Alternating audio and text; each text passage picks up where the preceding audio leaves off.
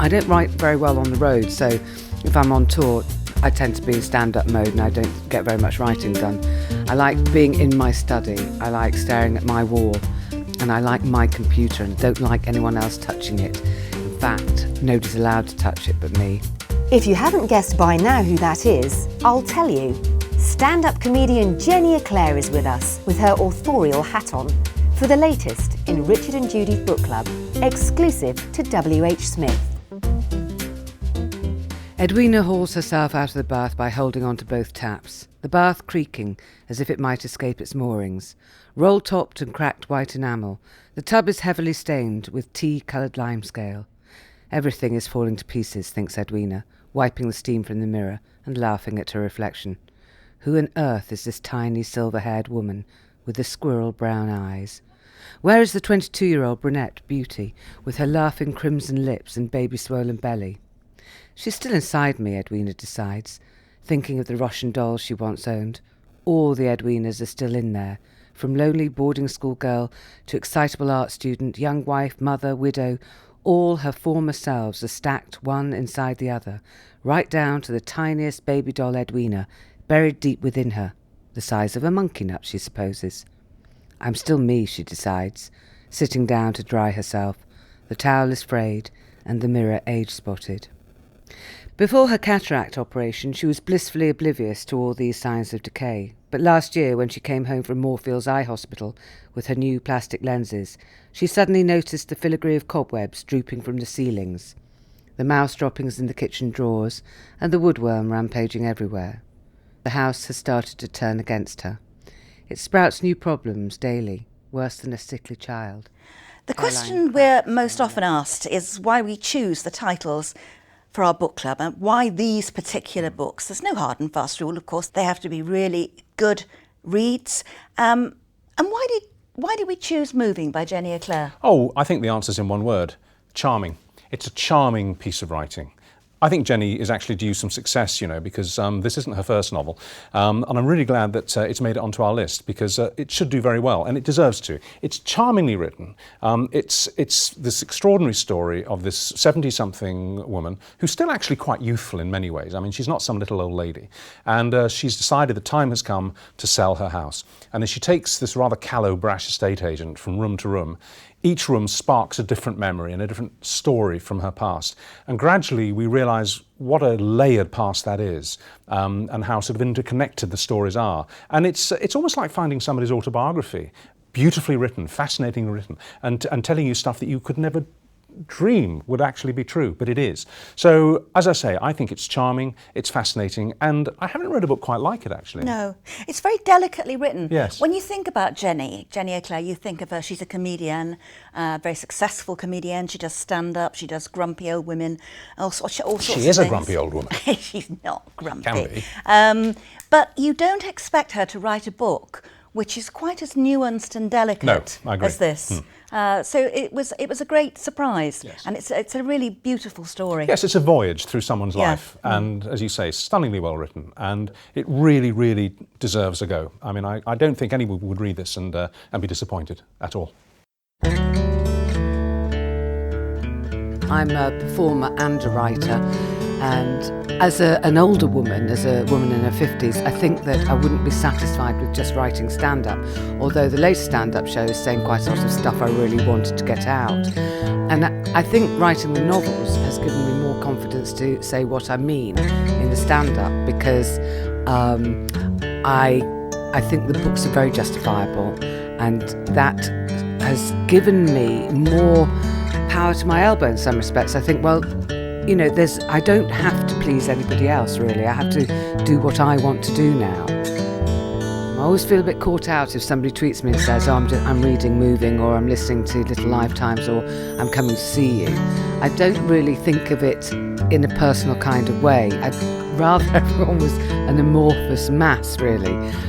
You would drive yourself mad if you thought of every individual. You have to think of just throwing it out there and hoping that some people get it. The stand-up, I know that it's very much a kind of acquired taste. Some people can't really take it.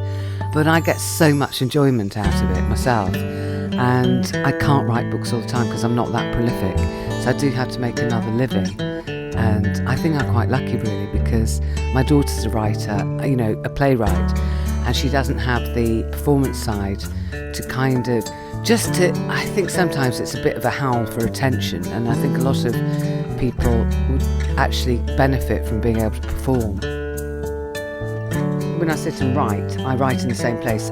I like being in my study, and I like my computer. And I don't like it when you have to close it down and reboot it because something's happened. I have to go into another room because I don't think it's going to come back to life. I always feel like that's a kind of form of surgery that's happening, and I can't bear to watch. And I might lose everything. That makes me incredibly anxious. But yeah, I settle into writing. I'm due a sort of writing process, a writing time now, because I've been gigging for so long. I'm looking forward to the new year and having a month sitting in my chair, getting very fat, and just squatting.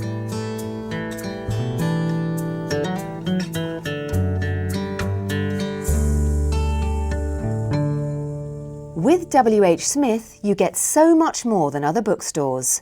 The titles in the Richard and Judy Book Club come with exclusive bonus content, and of course, this friendly, we hope, podcast. Check for our excellent offers in-store or online at whsmith.co.uk. Well, welcome back to the Richard and Judy Book Club, and we love this novel. It's called Moving by the wonderful Jenny Eclair. It's her fourth novel. She's really branching out into this new career of hers. Let me give you a quick summary of Moving. After 50 years, Edwina is selling what was once her family's home. She lives all alone there now. And as she's showing the empty rooms to a rather callow young estate agent, a myriad memories are swirling around her. But what happened? What happened in the past? What happened to her husband and children? Why does she loathe her stepson? And basically, where is everybody? It's touching, it's gripping, it's tragic, it's funny, and Jenny, it's another triumph for you. Well, that's very kind. You Thank can you do very this. much. You can do this. I can do it now and again, but then I'm always shocked when I've done it, and I kind of retreat away from writing books and go, oh God, I don't know how I did that. I don't really want to do it again. Because it's a bit like climbing mountains. Once you've done one, you know how hard it is. Yeah. And then you go, oh, right, I've got to climb another mountain. I don't know whether I really want to. And that's quite comforting to me, because I have exactly the same reaction as well. But you say that you kind of start hearing voices in your head as it comes to you. It's like there's a jelly at the back of my head that starts to form, and it's the idea. And I always knew it was going to be an empty house. I thought it was going to be actually a succession of houses, like a chain, and all the different stories and all that kind of thing. But I couldn't contain that; it was too big. Yeah. The idea started to spill. It was, it's like having an octopus on your lap and a leg falls off. And you just think, well, I'll keep this small. One house, and then as soon as I realised it was a story of one house being sold, and that there had, a family had been there, I stole the house from my sister. I always steal the houses. I need to know how the key works in the front door. I need to know the heft of the door. I need to know what how it sounds as you walk across. All those kind of things. House is very important. So the house you write about here was actually lived in by your sister? Yes. Right. Yes. So it's a real house? It's a real house on Kennington Road. Okay. It's actually 235 Kennington Road or Lane, can't remember. Well, I'll get her burgled. She's not there anymore. She's not there anymore. She's 2 houses on from that. All right. So she'd be very cross if I was stealing her present house. But tell us about your central character. Tell us about this fantastic elderly woman who still can't, as we all get older, still can't quite believe that she's got where she's got to in terms of the years. I love the way she catches sight of herself in the mirror and she thinks, is that me? Yeah. That can't be me. Tell us a bit about her. Well, I didn't know I wanted to write an older woman. In fact, I was worried about her because I thought this is going to turn people off because she's in her 70s. And I was worried in fact, initially she was going to be in her 80s, and I had a chat with my editor about it, and she said it might be best to pull back into 70s because people have an idea of women in their 80s being little old ladies, even though I think that old age has changed dramatically. My mother's in her 80s and is certainly not, some feeble-brained sort of daft old lady. But I wanted to write as I say, it was a bit of a shock that this character had such prominent voice, because I've always written women of my age, because I think that my audience is my age, because I gig as well, I do the stand-up, and I've always reached out to women of my generation. So this was a bit of a departure for me, and I was very aware that I wanted to make her a woman who was aware of her age, but also was a modern older woman, a modern older woman living in London who could still fit into her Nick Alfari jeans. Right. And, they're moth-eaten. Everything's falling to pieces around her, but she's really a catalyst for what's happened in the house. And it was very easy to take an estate agent round and do the story almost room by room. Exactly, yeah. But I realised that couldn't sustain the entire book because it would just become a little bit pedantic. Yeah. So I realised then, which really shocked me, there was going to be another voice. And I felt slightly, when you get these ideas and you have to go to bed because you think, I don't really want to have that idea because it means I'm going to have to do it. The worst one was when the third voice, which is a middle-aged man, never done that before. And that was a real, oh dear, well, I don't know. But I realised the middle of the book had to tell the meat of the story. Right. Yeah. So we go back to 1980s Manchester. Yeah. And I was a drama student in Manchester in 1978 to 81. Right. So the house that I go back to in the middle parts of the book is the house I lived in. Which bit of Manchester? Didsbury. In Didsbury. That's where we used to live, yeah. Barlow Moor Road. Barlow Road. We lived on Old Broadway. Yeah, it's Lansdowne Road. I could do you a tour of the houses in this book. So did you physically go back to your house in Manchester? No, I didn't need to. Yeah. It's all up there. It's all up there. And then... But you're very interesting, and the character's interesting in the book, about the way that houses, and I do believe this myself, do retain an imprint of the past. And I don't just mean in the coffee stains on high up on the wall where somebody had a row and that hasn't been redecorated, but there is something about the atmosphere and the creaky boards of the house that soaks up things that have happened. And doesn't she say somewhere in the book that you could take the most efficient Hoover in the world and she's you'll never Hoover me out of this house. Yeah. It's the DNA. It's you drop dandruff, isn't it, in the skin and the. It's sunk into the floorboards. I do like that. I was an army child, so houses were very important because initially I lived in really ugly barrack house. Yes, army barracks, and it was always a shock to go to people's houses and they weren't in the army and they had really nice furniture and things, So green camp beds. Yeah, serious utility furniture for when I was a child growing up in Berlin. And my mother having to count back the teaspoons, you were marched out of houses and some officer would come round and count all the things that you moved in with. You had to move out, and if there was a saucepan missing or a teaspoon missing, you had to pay for it. Yeah, God. But my mother's really efficient at moving house. I mean, she did it a She'd lot. have to be. Well, no wonder. More permanent old houses mean a lot to you then. Yeah. What kind of house do you live in? A really modern house, which nobody's lived in before us. So we built it. We built our own house. Yeah, so it's 10 years old. Do you think that this book could be written really about in a country anything other than Britain, because we are a nation of homeowners? I found it hard to imagine this book's being set in America or on the continent where so many people rent and move around a lot. It's totally of where it comes from. Its bones are London, Manchester, and then back to London. I mean, it's and home owning. This whole notion of owning. And family. And yes, I'm not very good at writing out of character or out of town, really. I mean, I don't like to call myself lazy. I'm quite lazy.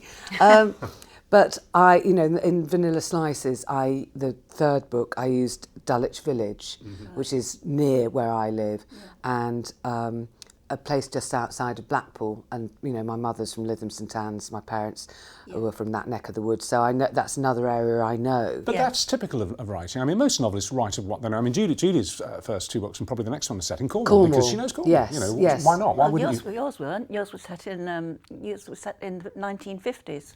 Well, I think men do that, though. I think women keep things very close. Yes. I'm not talking about all. I mean, that's a massive generalisation, but I think a lot of us write of what we know, and men don't mind doing research and sort of stepping outside their own lives and all that sort of thing. I think you'd have to be. From my point of view, you'd have to be a very confident writer to step out completely out of your own comfort zone. Your zone, what you know. Exactly. And motherhood is hugely important in all the books that I've written. And I really like the idea of what a bad mother is and how women fail as mothers. Yes. And that isn't written about much, is it? But it's inherent in so many books. I mean, you know, mothers cause so much damage. I mean, even without knowing, without thinking. In the third one, in Life, Death and Vanilla Slices, the mother has a favourite. And so, and in this one, she has been a careless stepmother. And I think that step-parenting back in the 70s wasn't done in the way it is now. I think that so much stuff was brushed under the carpet, there was no conversation, and I think a lot of people handled those patchwork quilt families quite badly. And so I was quite interested in what happened to that, you know, the damaged child who is Lucas, who has wreaked some kind of revenge on the family, his step-family, and, you know, he's sort of suffering the consequences as well. Everybody suffers the consequences of their actions. Yeah. Well, there's a metaphor for life. Well, the book is Moving by Judy Clair here. And as I always say at this point, rather didactically, but it has to be said, you can obviously get the copies of this book almost anywhere. But if you do happen to stroll into our partners WH Smith and get it from there, you will get unique extra content in the back of the book, only from WH Smith. You obviously get a Q&A, me and Judy asking questions in writing to the authors. You get the authors writing a passage about how they actually wrote the book and what was going through their mind and all the rest of it. And there's other stuff as well. And it's only in a book from WH Smith. Just drop it in your ear, really. Lovely to see you, Jenny. Beautifully Lovely, dropped Jenny. in. Thank you very much indeed. Thank you very much. It's lovely. Pleasure. We love to hear what you've enjoyed reading, especially if it's one that's on our book club shelves.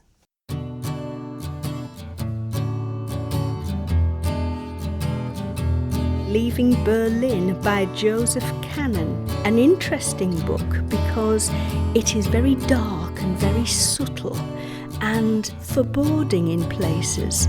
But the interesting thing is it grasps you and you want to know what's going to happen next, because the German story of espionage in Berlin in 1949 captivates us because we're not sure what that period was all about in Berlin. It's not high drama, but you actually do get really involved with the people and you want certain things to happen to them. Spool of blue thread.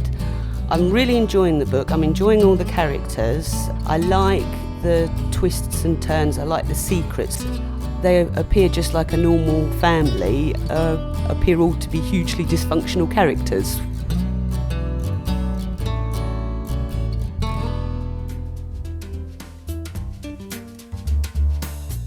Well, thanks for listening. We've actually got a return visitor next time on the podcast, as author of When God Was a Rabbit, that's Sarah Winman, comes back to tell us all about the fantastic A Year of Marvellous Ways.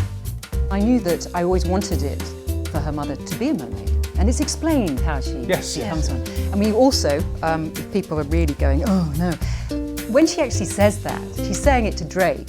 And one of the things that Drake responds is like, yes, the young soldier. He goes, oh, here we go. But you know, that he is mirroring what we as readers need to mirror. You are supposed to look at that and go, oh, where are we going with this?